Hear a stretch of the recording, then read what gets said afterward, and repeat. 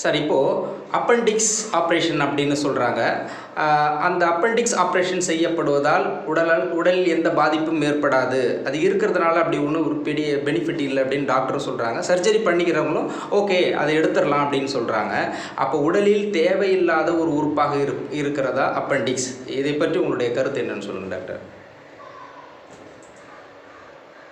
Appendicitis உடல் வால் அழற்சி. அப்பெண்டிசைட்டிஸுக்கு எந்த காரணத்தை கொண்டும் ஆப்ரேஷன் தேவையில்லை, சர்ஜிக்கல் ஆப்ரேஷன் தேவையில்லை, செய்யவும் கூடாது. ஏன் செய்யக்கூடாது? அப்பெண்டிக்ஸ் அப்படின்றது நம்முடைய டைஜஸ்டிவில் 8 பார்ட்டு ஜீரண மண்டலத்தில் குடல் வரும். கோலனுடைய end, ascending colon, transverse colon, descending colon, அது முடிச்சுட்டு கீழே அப்பெண்டிக்ஸ். இந்த appendix due to various reasons நம்முடைய வாழ்க்கையில் நாம் செய்கிற தவறுகளாகும், உணவு முறை தவறுகளாகும், வாழ்க்கை நடைமுறை தவறுகளாகும் அது வேக்கடாகி ஓவர் ஹீட் ஆகி நொந்து போய் பஸ்ட் ஆகிடுச்சு. சில பேருக்கு பஸ்ட் ஆகிடும். அப்போது டாக்டர்ஸ் பார்க்குறாங்க, அதை பார்த்து உடனே சர்ஜரி பண்ணி எடுத்துடலாம் அப்படின்னு சொல்கிறாங்க. டாக்டர்ஸும் அட்வைஸ் பண்ணுறாங்க, பேஷண்ட்ஸும் எனக்கு இன்சூரன்ஸ் இருக்குன்னு அட்வைஸ் பண்ணி கட் பண்ணி எடுத்துடுறாங்க. முழுக்க தவறு. கடவுள் உடம்புல எந்த ஒரு பார்ட்டையுமே தேவையில்லாமல் படைக்கலை. அவர் சூப்பர் இன்டெலிஜென்ட், நம்மளோட பெரிய இன்டெலிஜென்ட். அவர் நம்மளோட பெரிய சீஃப் டாக்டர். அவர் ஒரு உறுப்பு ஒரு மனிதனுக்கு தேவையில்லை அப்படின்னு சொன்னால் அந்த உறுப்பை அவர் படைக்க தேவையில்லை. அவர் நம்மளோட அறிவாளி, நாம் அவரோட அறிவாளி நாமும் கிடையாது. நம்ம தான் பெரிய ஜீனியஸு, அந்த உறுப்பு தேவையில்லை. அந்த ஒரு காரணத்துக்காக தான் வச்சுருக்கார். என்ன காரணத்துக்காக வைத்திருக்கிறார் அப்படின்னா, உடம்புல டைஜஷன் நடக்குது, நம்ம சாப்பிட்றோம், சாப்பிடாம உயிர் வாழ முடியாது. அந்த சாப்பிட்ற டைஜஷன் ஆகிட்டு அது சத்தெல்லாம் உள்ளே இழுத்துக்கிட்டு சக்கையை மோஷனாக வெளில தள்ளி ரெக்டம் வழியாக வெளில தள்ளும். இப்போது இந்த டைஜஷன் ப்ராசஸ்க்கு உள்ள வேலை செய்கிறது 9 டைப்ஸ் ஆஃப் இன்விசிபிள் கேஸஸ். காற்று தான் நம்ம பாடியில் நம்ம ப்ராசஸ் நடக்கிறதுக்கும் நம்ம வாழ்கிறதுக்கும் 9 types of invisible gases are working in our body. இந்த 9 டைப்ஸ் ஆஃப் கேஸஸும் உள்ள வேலை செய்கிறது நீங்கள் விசிபிளாக பார்க்க முடியாது. நீங்கள் என்ன ஸ்கேன் எடுத்தாலும், என்ன லேட்டஸ்ட் எக்யூப்மெண்ட் வச்சு பார்த்தாலும், தோஸ் ஆர் நாட் இன்விசிபிள். காற்றை ஸ்கேன் பண்ணால் காற்று தெரியுமா உங்களுக்கு? காற்று உங்களுக்கு தெரியுதா? இந்த காற்று ஸ்கேன் பண்ண காற்று இப்படி இருக்குன்ட்டு இல்லை, it is invisible. But we are realising the presence of air, presence of gas. உணரும் இல்லையா? உணரத்தான் முடியும், அது ஸ்கேன் பண்ணி காட்ட முடியாது. அப்போ ஸ்கேன் பண்ணி காட்ட முடியலன்றதுக்காக கேஸ் இல்லைன்னு சொல்ல முடியாது இல்லையா? இந்த 9 டைப்ஸ் ஆஃப் கேஸஸில் 9th கேஸ், கடைசி கேஸ் தனஞ்சயன் அப்படின்றது நம்ம பாடி இறந்த பிறகு 4 நாள் கழித்து பாடிக்கு வெளியே வரும். நம்ம பாடி இறந்த பிறகு வெளில போகிறது கடைசியாக ஒன்றுனா லீவ் ஆகிட்டே வரும். மனிதன் நீங்கள் எல்லோரும் நினைக்கிற மாதிரி ஓவர் நைட்டில் உயிர் போச்சு இல்லை, குறைஞ்சபட்சம் 6 மாதத்துக்கு முன்னாடி இறக்க ஆரம்பிச்சிருக்கோம். நம்ம எல்லோரும் நினச்சிட்ருக்கோம் நேற்று வரைக்கும் நல்லா இருந்தாருங்க, பேசினாருங்க, காலை இறந்துட்டாருங்க, இன்னைக்கு காலை கூட வந்தாருங்க, பேசணும், மதியானம் இறந்துட்டாருங்க, இல்லை இப்போ பேசணுங்க இறந்துட்டேன். அப்படி இல்லை. டெத் ப்ராசஸ் நம்ம உடம்புல மினிமம் 6 மந்த் முன்னாடியே ஸ்டார்ட் ஆகிடும். மினிமம் 6 மந்த் முன்னாடி ஸ்டார்ட் ஆகிடும். அது யாருக்கு தெரியும்? கிளேர்வாயன்ஸுக்கு மட்டும்தான் தெரியும், சித்தர்களுக்கு, ஞானிகளுக்கு தெரியும், யோக பயிற்சியில் இருக்கிறவங்களுக்கு, யோகத்தை பற்றி அறிந்தவர்களுக்கு தெரியும், மற்ற சாதாரண மனிதர்களுக்கு தெரியாது. மினிமம் 6 மந்த்துக்கு முன்னாடியே உயிர் வெளியே போக ஆரம்பிச்சிடும். அது அந்த ப்ராசஸ் தெரியும்.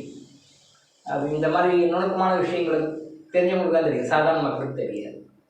அப்போ அந்த 9th கேஸ் அப்படின்னு சொல்கிறோம் இல்லையா? அந்த 9th கேஸ் தான் நம்ம இறந்த பிறகு கடைசியாக நம்ம விட்டு வெளியே போகும். இப்போ இந்த கேஸ் ஃப்ளக்சுவேஷன் இருக்குது இல்லையா? இந்த கேஸ் நம்ம சாப்பிட்ற சாப்பாட்டுக்கு தகுந்த மாதிரி, நம்ம சாப்பிட்ற சாப்பாடு ஜீரணத்துக்கு தகுந்த மாதிரி, நம்முடைய மனநிலைக்கு தகுந்த மாதிரி இதுக்கு நிறைய கட்டேரியன்ஸ் இருக்குது.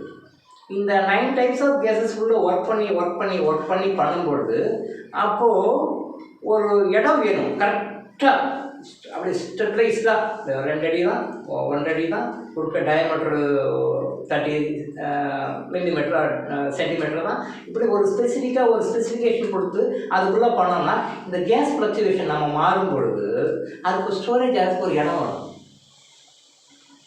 தட் இஸ் அது வந்து ஒரு அது என்ன சொல்லுவோம், ரெஸ்ட் எடுக்கிற ஒரு இடம் மாதிரி, ரெஸ்ட் எடுக்கிற ஒரு இடம் மாதிரி. பேசஞ்சர்ஸு அடுத்த ட்ராவல் பண்ணணும்போது கொஞ்சம் நம்ம ரெஸ்ட் எடுக்கிறோம் இல்லையா, அதை மாதிரி கொஞ்சம் கேப் வரும். அந்த கேப்புக்காக தான் அந்த குடல் வால் இறைவன் கொடுத்துருக்குறாரு. அந்த குடல் வால் அந்த கேஸ் வந்து எக்ஸ்ட்ரா கேஸ் ஃபார்மேஷன் ஆச்சுன்னா இல்லை இந்த இடத்துக்கு தேவையில்லை பிறகு போகணும் அப்படின்னா அந்த ஸ்டோரேஜ் பிளேஸில் தான் அந்த இடத்துல வந்து நிற்கும். ஸோ அதுக்காக தான் குடல் வால் படைச்சிருக்கிறார், இறைவன் படைச்சிருக்கு. அவர் முட்டாளி இல்லை, நம்ம ரொம்ப அறிவியலும் கிடையாது. அவருக்குலாம் தேவையில்லாமல் கட் பண்ணி தூக்கி போடுது, தெரியல நமக்கு. அப்போ இந்த குடல் வால் வந்து அங்கே ஸ்டோர் ஆகி இருக்கிறது. இப்போ அது தேவையில்லை, மற்றவர்கள்லாம் முடிச்சுட்டு தூக்கி போட்டு கட் பண்ணி தூக்கி போட்டுறாங்க நிறைய பேர். ஆனால் குடல் வால் ஆப்ரேஷன் பண்ண பிறகு அவங்களுக்கு என்ன நடக்கும் அப்படின்னா ஃப்ரீக்வெண்ட்டாக கேஸ்ட்ரிக் ப்ராப்ளம் இருக்கும். நீங்கள் சேலஞ்ச் பண்ணி பாருங்கள். வயிறு வந்து ஒரு ப்ளோட்டிங்காக இருக்கும், அது ஒரு அனீஸியாக இருக்கும். எப்போ சாப்பிட்டாலும் எது சாப்பிட்டாலும் அது கொஞ்சம் ஹார்டான ஐட்டம்ஸு, ஆயிலியான ஐட்டம்ஸு, நான்வெஜ்ஜு இல்லை வெஜிடேரியன்லேயே கொஞ்சம் ஆயில் ஐட்டம் நிறைய, கொழுப்பு சேர்ந்த ஐட்டம் நிறைய, இந்த மாதிரி உணவுகள் முறைகள்லாம் சாப்பிடும் பொழுது அந்த கேஸ் ப்ரொடக்ஷன் வரும்போது அப்போ எங்கேயும் போகிறதுக்கு இடம் இல்லாமல் திருப்பவும் அங்கேயே ப்ளோட் ஆகிட்டு ஸோ அவங்க ரொம்ப சஃபர் ஆகுவாங்க. இதனால் ஜீரண கோளாறுகள் உருவாகும். டைஜஷன் ஃபுல்லாக அப்சார்வ் ஆகாது, ப்ளஸ் டைஜஸ்டிவ் பார்ட்டிகல்ஸ் வந்து ஃபுல்லாக அப்சார்வ் ஆகாது. ஜீரண மண்டலத்தை பாதிக்கும். ஜீரணம் சம்மந்தப்பட்ட கோளாறுகள் இருக்கும், வாயு சம்மந்தப்பட்ட கோளாறுகள் இருக்கும். நீங்கள் பழைய மாதிரி ஒரு சாப்பிட்டுட்டு டைஜஷன் பண்ணி இருக்க முடியாது. ஸோ இது மாதிரி வயிறு சம்மந்தப்பட்ட கோளாறுகள் சத்தியமாக இருக்கும், கடைசி வரைக்கும் இருக்கும், உங்கள் லைஃப் லாங் இருக்கும். நீங்கள் அப்பெண்டிக்ஸ் ஆப்ரேஷன் பண்ணவங்க யாராக இருந்தாலும் the percentage of suffering will vary from person to person according to the condition of their horoscope and their karma. அவங்களுடைய கர்மாவையும் பொறுத்து, அவங்க ஜாதக பலன்களையும் பொறுத்து, அவங்க ஜாதகத்தில் இருக்கிற அம்சங்களை பொறுத்து அந்த சஃபரிங் கொஞ்சம் வேரி ஆகும். பட் டெஃபினட்டாக ஈவன் 1% 100% டெஃபினட்டாக இருக்கும் அப்பெண்டிக்ஸ் ஆப்ரேஷன் யார் பண்ணாலும். ஸோ அப்பெண்டிசைட்டிஸ் சர்ஜரி வந்து கண்டிப்பாக வேண்டாம். இந்த அப்பெண்டிசைட்டிஸ் எப்படி வரும்? இனிஷியலாக கான்ஸ்டிபேஷன் ஆரம்பிக்கும். நம்பர் 1, ரெகுலர் ஃப்ரீ மோஷன் போகாது. கான்ஸ்டிபேஷன் ப்ராப்ளம் டெஃபினட்டாக இருக்கும்.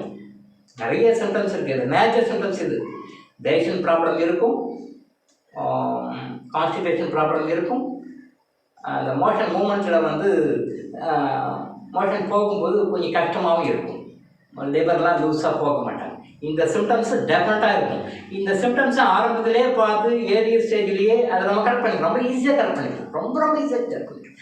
இதை கரெக்ட் பண்ணாமல் விட்டுட்டாங்கன்னா அவங்க சஃபர் ஆவாங்க. பின்னாடி அது வந்து ஒரு ஸ்டேஜில் அது ஸ்டொமக் ஏக்காக உருவாகி ரொம்ப பிரச்சனையாகிட்டு அப்புறம் போய்ட்டு ஸ்கேன் பண்ணி பார்த்து ரொம்ப வந்து அது கெட்டு அழுகி போயிட்டு அப்படியே ரொம்ப ஹீட்டில் கெட்டு அழுகி போயிட்டு அப்படி வெடிக்கிற ஸ்டேஜுக்கெல்லாம் வந்துடும். ஸோ இப்போ அதனால் டாக்டர்ஸ் ஆப்ரேஷன் பண்ணி ரெக்கமெண்ட் பண்ணி அது அந்த டைமுக்குள்ளே பஸ்டாகி இறந்தவங்களாம் இருக்காங்க. ஆப்ரேஷன் பண்ணுறதுக்கு முன்னாடி பஸ்டாகி இறந்தவங்களாம் இருக்காங்க.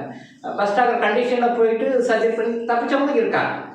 பட் நான் என்ன சொல்ல வரேன், சர்ஜரிக்கே வாய்ப்பு கொடுக்காதீங்கன்ற, சர்ஜரிக்கே வாய்ப்பு கொடுக்காம அப்பெண்டிசைட்டிஸை வந்து ஒரு ப்ராப்ளமாக வராமல் அப்பெண்டிக்ஸ் லெவல்லையே அதை நேச்சுரலாக சில டே டு டே லைஃப்பில் நம்ம ஃபாலோ பண்ண வேண்டிய day to day life food style, இன்னும் சில மாற்றங்கள் லைஃப்பில் சில சேஞ்சஸ், ஃபுட்டு சில சேஞ்சஸ், இந்த மாற்றங்களை நம்ம உள்ள கொண்டு வந்தாங்கன்னா அப்பெண்டிசைட்டிஸ் ஆப்ரேஷன் தேவையில்லை, அப்பெண்டிக்ஸ் ப்ராப்ளம் வர வேண்டாம். அப்பெண்டிசைட்டிஸ் ஆப்ரேஷன் பண்ணாமல் இது சஃபர் லாட். ஸோ அதனால் அப்பெண்டிசைட்டிஸ் ஆப்ரேஷன் பண்ணாத அளவுக்கு இயற்கையாக தவிர்க்கிறதுக்கு என்ன முறையில் அதை செய்யுங்க. நான் எப்பயுமே சர்ஜரி வேண்டாம்னு சொல்லக்கூடிய ஒரு மனிதன், சர்ஜரியை வேண்டாம்னு சொல்கிறேன். சரியா? அதனால் அப்பெண்டிசைட்டிஸ் ஆப்ரேஷன் மட்டும் இல்லை, எந்த சர்ஜரியும் உங்கள் லைஃப்பில் வேண்டாம். சர்ஜரி இல்லாத மேக்ஸிமம் மெடிக்கேஷனே போய்ட்டு சரி பண்ண வழியை பாருங்கள். சரிங்களா? அதுதான் நான் உங்களுக்கு திரும்ப சொல்கிறேன். லைஃப்பில் சர்ஜரின்றது மறந்துடும், உடம்புல கத்திட்டு வைக்கக்கூடாது. எந்த காரணத்தை கொண்டு எந்த ரீசனுக்காகவும் எந்த ஒரு சூழ்நிலையும் சர்ஜரிங்கிறது வேண்டாம், அவாய்ட் பண்ணு. அதனுடைய பாதிப்பு நிறையா இருக்குது. So doctor Ilango Ayush hospital விழிப்புணர்வு இது. தொடர்ந்து இது மாதிரி பல அவேர்னஸ் வீடியோக்களை பார்க்க நம்ம சேனலை சப்ஸ்கிரைப் பண்ணிவிட்டு பெல் பட்டனை ப்ரெஸ் பண்ணுங்கள்.